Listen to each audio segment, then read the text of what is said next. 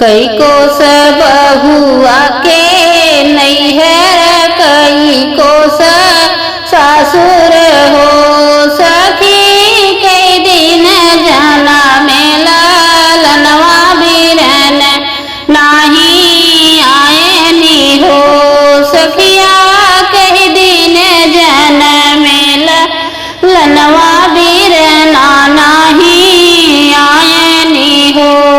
10 कोस बहुआ के नैहर 5 कोस सासुर हो सखिया आज ललन कैबा रहिया बिरना नाही आयनी हो। 10 कोस बहुआ के नैहर 5 कोस सासुर हो सखिया आज मोरे ठिया बरहिया बिरना नाही आयनी हो। न करबै छठिया बरहिया न रंग में हावर हो सासु हम न चौक चढ़ी बैठब नाही आवई बिरन हो सासु न हम चौक चढ़ी बैठब नाही आवई बिरन हो।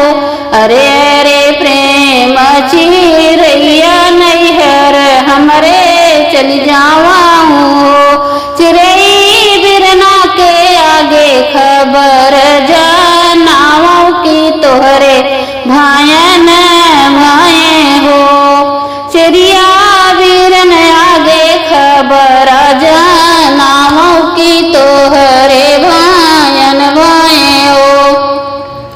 दूरा बहारत भैया त भौजी चौकट बैठी हो भैया तोहरे भाए हाँ भायनवा बहिनी यहाँ बोलावई हो भैया तोहरे भाए हाँ भायनवा बहिनी यहाँ बोलावई हो। भैया जी बोलई न पावई भौजी उठी बोलाई हो चिरई हम नाही भेज साहेब कतौ जाई के बताई देव हो चिरई हम नाही भेज साहेब कत जाई के बताई देव हो।